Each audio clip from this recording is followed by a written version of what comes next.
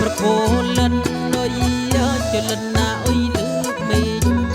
ត្រីក្រាញ់ប៉ាន់លីចនោកណាលវ៉ាអានណាលួង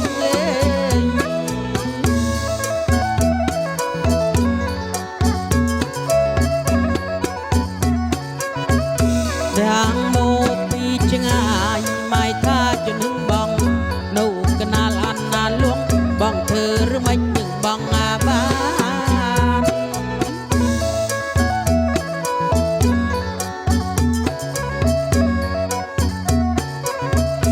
ប្រានអើយត្រីប្រានក្រមុំប្រានអើយត្រីប្រាន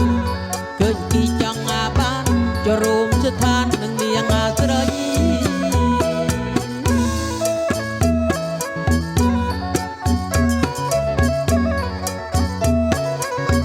បើសិននាងចង់អាបាននាងឲ្យប្រាប់តាប្រាប់យាយប្របងស្រឡាញ់ញូនណាស្រីនាងឲ្យអស់អ៊ីលអង